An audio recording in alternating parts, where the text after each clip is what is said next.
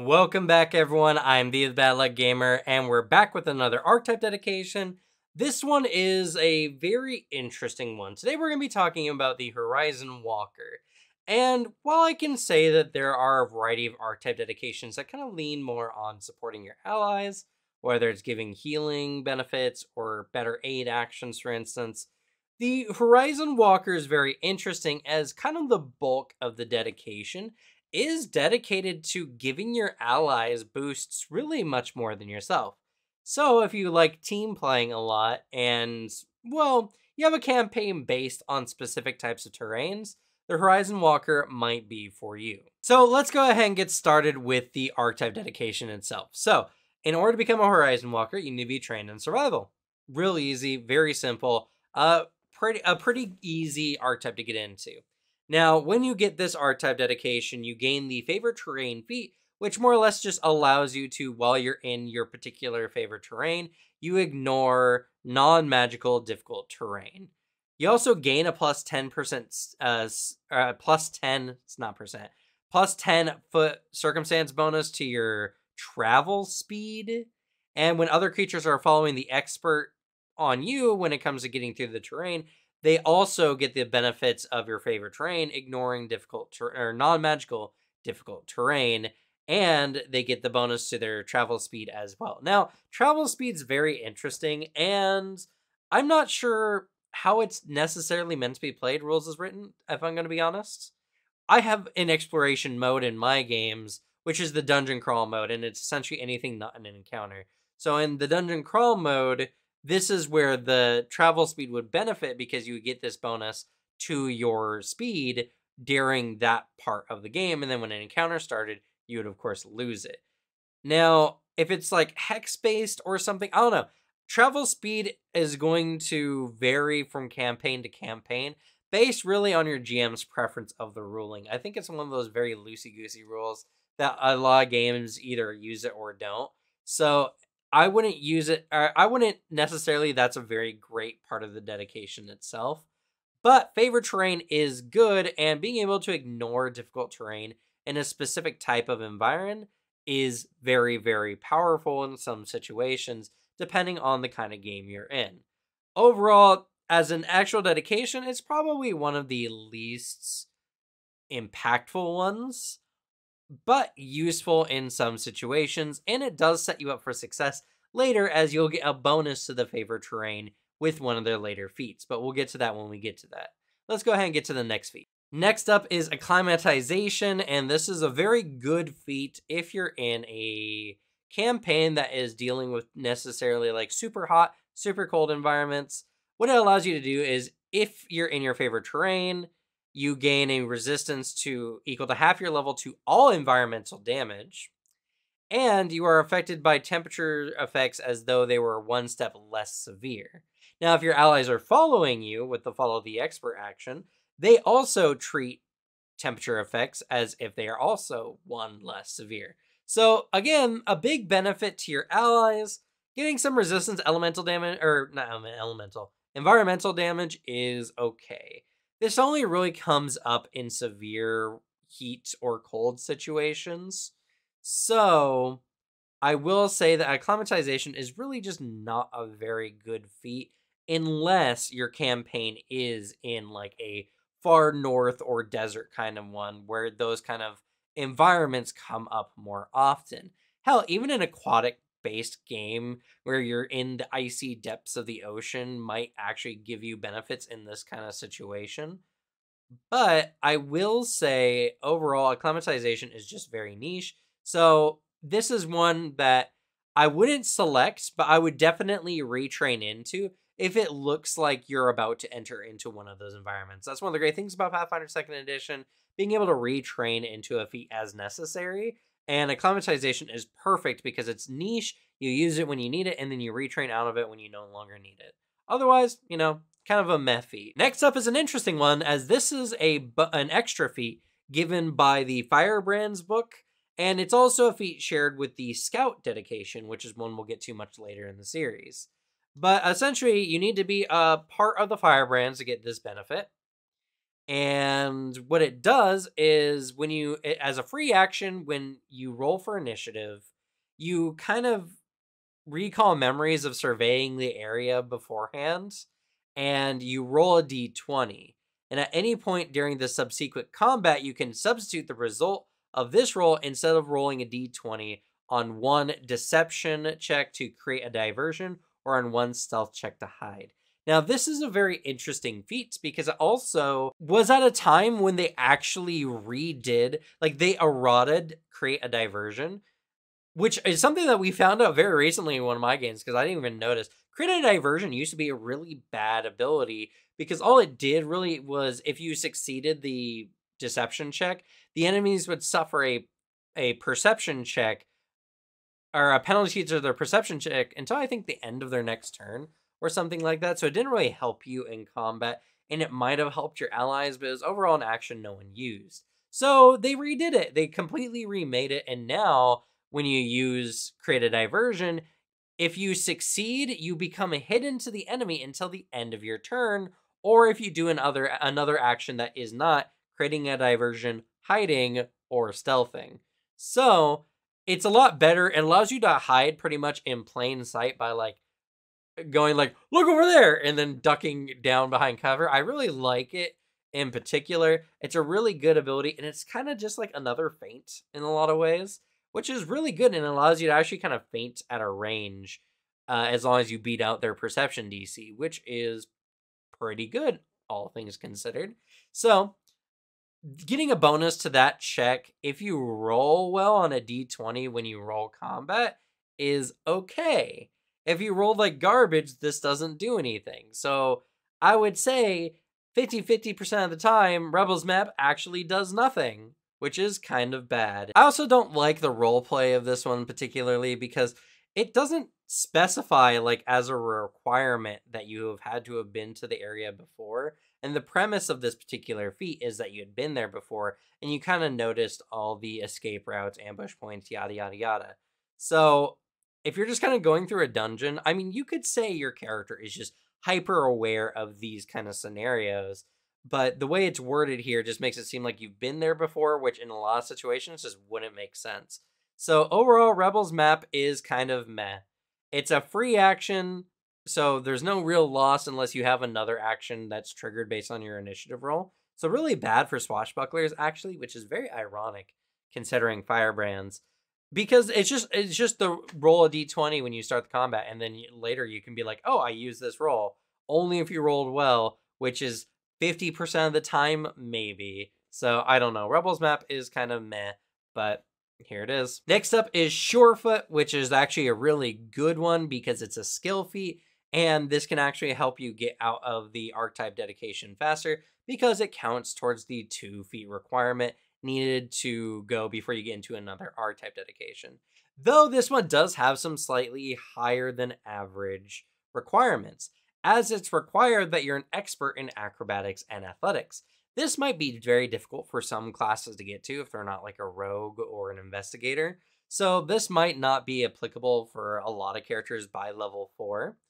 But if you do have it, I mean, it's a skill feat. So I like, even though it has really high requirements, higher than these feats typically tend to have, it's a skill feat. So I'm not really too pressed on it, honestly. I think it's honestly not that bad.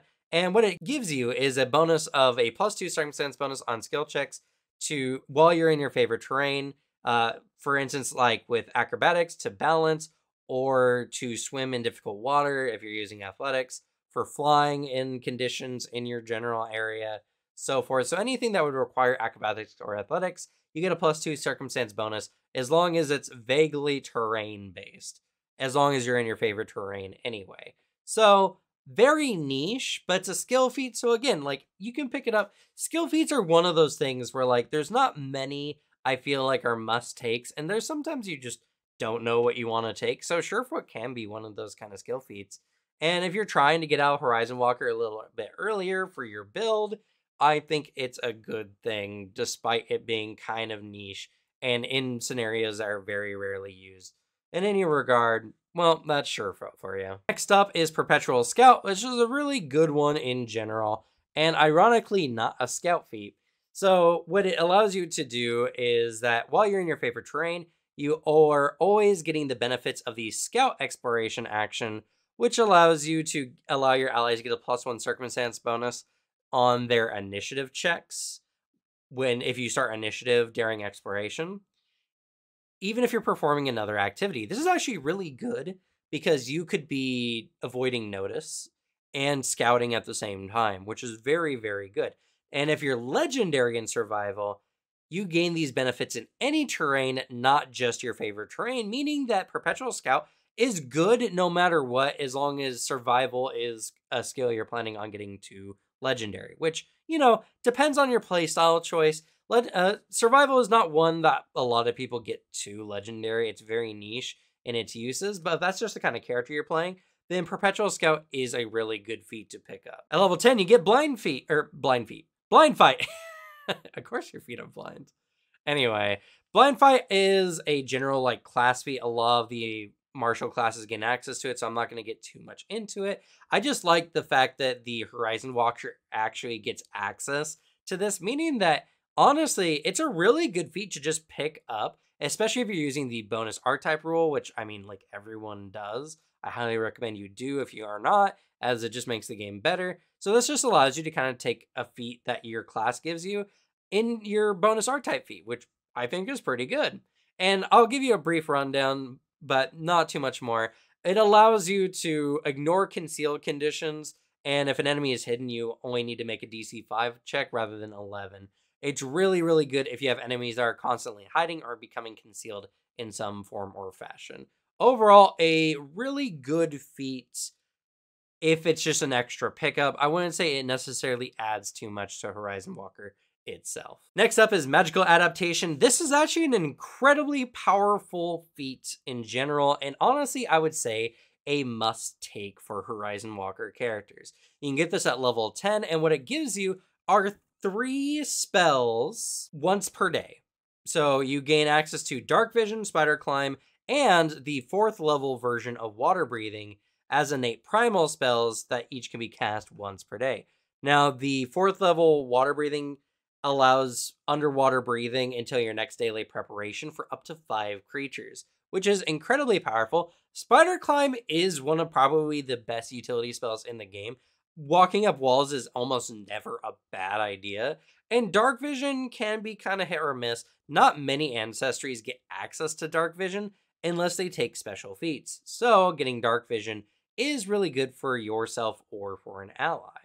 In any regard, Magical Adaptation is a very good feat overall because it gives you essentially 3 spells that you need sometimes in certain situations. So you can always be prepared for a certain situation thanks to this particular feat. I just actually really like it, Magical Adaptation, and I think it's a must-take. Next up is Terrain Master, and in order to pick this one up, you must be a master in survival.